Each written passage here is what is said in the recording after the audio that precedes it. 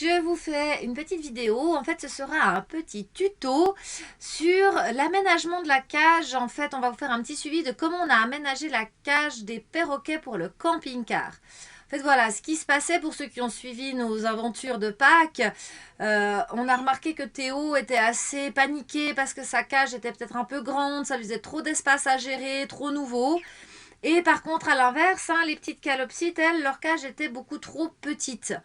Donc, on s'est dit qu'on allait modifier la grande cage à Théo pour en faire en fait deux espaces, un pour les calopsites et un pour Théo. Bon, alors Théo, oui, ça lui réduit un peu son espace, mais il sera à mon avis plus en sécurité, il se sentira plus en sécurité. Et comme on va beaucoup le sortir, qu'il va venir avec nous faire des balades, etc., ce que ne font pas les petits là, eh ben, je pense que c'était vraiment la meilleure idée à avoir. Donc, vous allez voir tout ça. Mon chéri a aussi participé. Je vais vous mettre toutes les étapes. C'est pas forcément un tuto pour que vous le reproduisiez forcément, mais quoique, ça peut donner des idées pour ceux qui auraient envie de construire leur propre volière ou ce genre de choses. Donc voilà, la suite de nos aventures. Avant de repartir pour notre prochain week-end de 4 jours, vous allez là avoir ce que nous avons dû faire pour le bien-être de nos boules de plumes. On a donc sélectionné notre planche de hêtre. Alors pourquoi du hêtre? C'est tout simplement parce que c'est un bois qui est tout à fait sécuritaire pour les oiseaux, qui est aussi très solide. On peut aussi prendre de l'érable, on peut prendre d'autres bois moins solides, mais à ce moment-là, vous devrez refaire cette petite manipulation plus souvent. Donc bien sûr, aux dimensions de la cage, nous on l'a fait prédécouper sur certaines dimensions et on va devoir faire quelques découpes parce que le fond de la cage est en biseau. Voilà, je vais vous présenter les quelques outils dont vous aurez besoin. C'est très simple, il n'y a pas besoin de beaucoup. Il vous faut une petite scie, une scie à main, ça va très bien. Une perceuse visseuse avec deux mèches, une grosse, une petite. Les diamètres c'est égal, donc il y a un gros, un petit. Une ponceuse, ça c'est important, 1 mètre, une pince coupante et dans les petites choses, des attaches d'électricien, nous on appelle ça des colsons, et pour terminer, un pistolet à colle. Voilà, vous allez voir, c'est très simple. Et là, vous inquiétez pas, on a tout sorti nos outils parce qu'il va faire mauvais, ça souffle, et puis là, mais vous n'en avez pas besoin, moi je vais vous montrer qu'on peut tout faire avec juste ces petites choses-là. Alors voilà, la planche de hêtre, on l'a donc coupée à la bonne taille de la cage, avec, si vous voyez bien là, les petites encoches, parce que le bac n'est pas droit, donc il a fallu faire à la hauteur du bac. Donc je vais présenter la planche dans la cage, et je vais pouvoir la placer au bon endroit pour faire mes marquages, pour savoir où je ferai mes trous de fixation. C'est notre planche à peu près à la grande cage, donc 2 tiers pour Théo et 1 tiers d'espace pour les calopsites. Donc c'est toujours plus grand que la petite qu'on avait. Si vous regardez en largeur, ça va leur faire une sacrée différence. Donc ça. Donc on va fixer cette planche. Pour la fixer, on a décidé d'utiliser des attaches d'électricien, très simple. Donc on va marquer maintenant où est-ce qu'on va faire nos trous. Donc, nous allons faire 2 trous par côté pour bien fixer. Donc ce côté où il y a la porte, ce sera un trou tout en bas et un trou tout en haut. Donc avec un petit crayon, vous repérez où est votre barreau. Vous faites une petite marque, tout simplement. Là et là. Comme ça, je sais que mon barreau est à cet niveau. Et je vais faire pareil pour les 2 trous du dessus et les 2 trous de l'autre côté.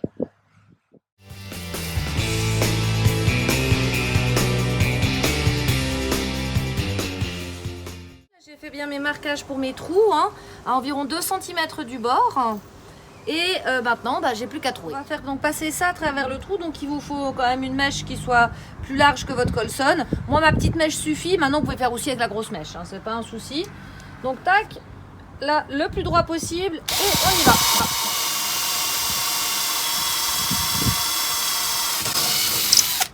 Et vous faites ça tous les autres trous. Alors voilà, les trous sont faits. N'oubliez pas de bien poncer autour de vos trous les aspérités avec votre petite ponceuse ou alors à la main avec du papier de verre.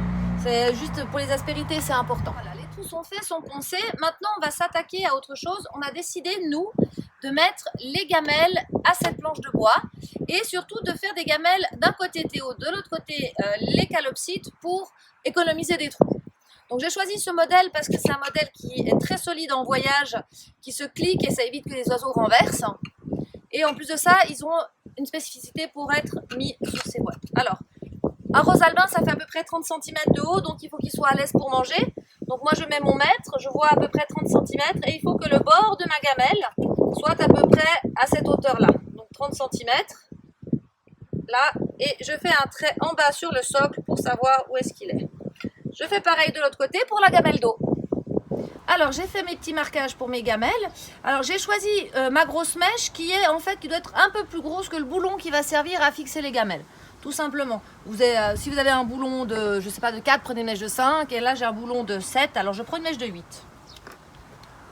Et on perce bien droit.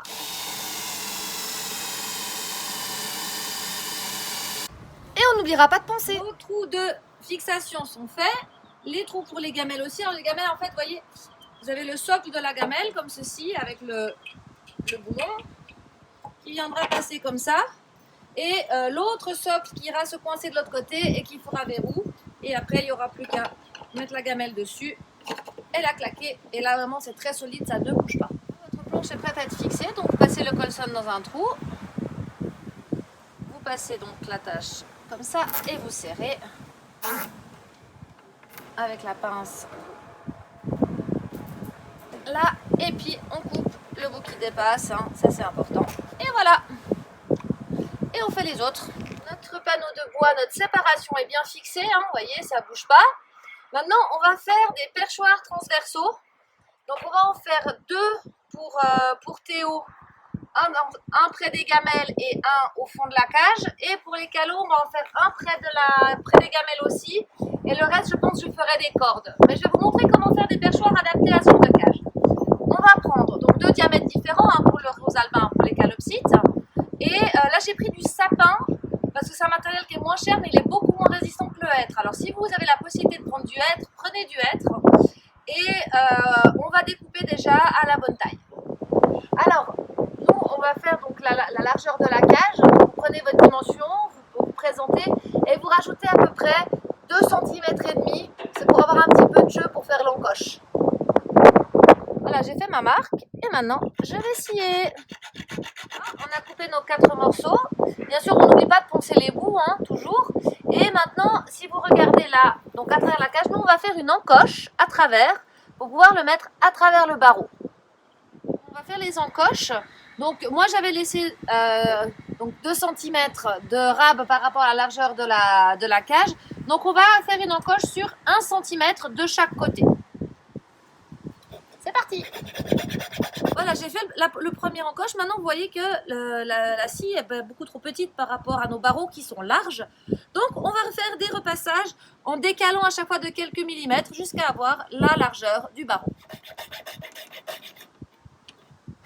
Et voilà, j'ai une bonne largeur. Je vais faire la même chose de l'autre côté et sur mes 4 barreaux. Ces échancrures, alors faites bien attention de les faire bien parallèles d'un côté et de l'autre, hein, parce que si vous avez une échancrure dans ce sens-là, une autre dans ce sens-là, vous voyez, moi je me suis trompée la première fois, et ben ça peut pas rentrer dans vos barreaux. Donc là, vous voyez, on les a mis. Si vous avez fait des échancrures pas trop larges, ça tient vraiment bien, hein, coincé d'un côté et de l'autre. Puis là, vous voyez mon système de gamelles, comme j'ai fait. Donc il y en a une de chaque côté qui est tenue par un écrou central. Voilà. Ça, c'est fait. Maintenant, il n'y a plus qu'à tout aménager. Et ça, je vous montrerai plus tard. Là, c'est le côté Athéo. Donc là aussi, vous voyez, ça ne bouge pas. C'est solide. Ils seront bien.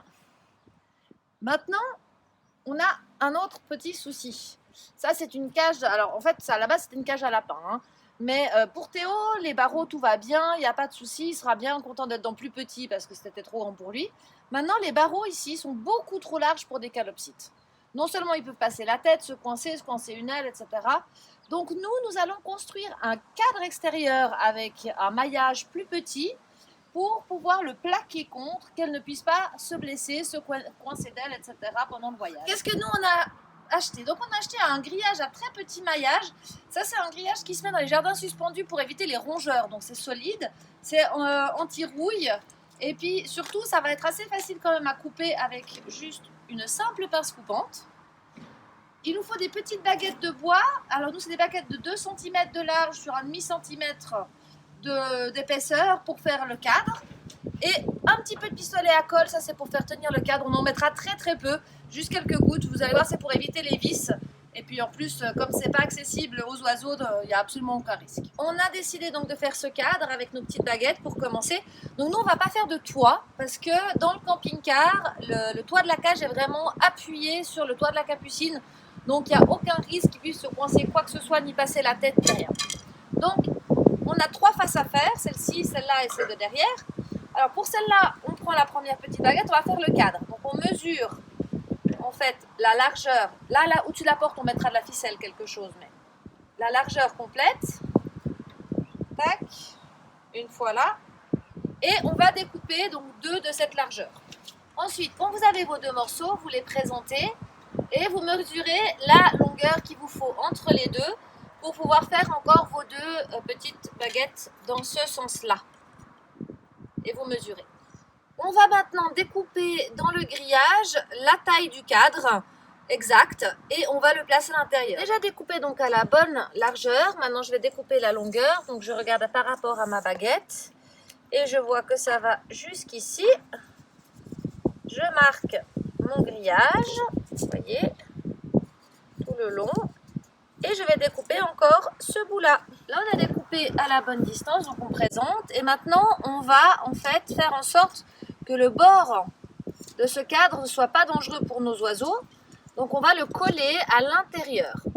Pour le coller, vous allez présenter comme ceci. Et moi, j'ai découpé donc déjà en avance le 2e cadre. Et on va placer comme ceci les petites baguettes.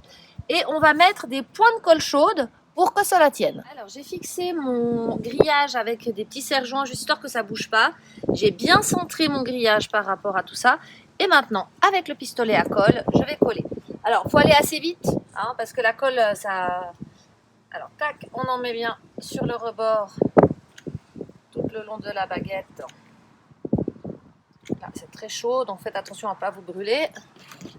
Et tout de suite, on vient, on plaque bien bord à bord et on appuie et vous voyez ça tient, mon grillage est sécurisé dans mon bois et je fais ça pour mes 4 côtés. Voilà, on a fait notre cadre et maintenant on va l'attacher avec des colsons. Donc on a fait ce côté là, de l'autre côté on fera pour aller donc jusqu'à la planche et on va encore faire le fond. Et là maintenant on n'a plus qu'à tout découper. Alors le temps se gâte, je vais pas vous filmer tout pour les autres côtés, on va le faire en accéléré. Là, on en a rajouté un petit pour la porte, hein, bien sûr, il fallait. Et puis, là en haut, juste pour les 2 derniers barreaux, bah, on a fait une petite déco avec un jouet et ils ne peuvent vraiment pas passer. Donc voilà nos faces. Donc on n'a vraiment pas besoin d'en haut, hein, parce que vraiment le plafond du camping-car sera collé au plafond de la cage. Mais vous voyez, il n'y a pas un clou, pas une vis.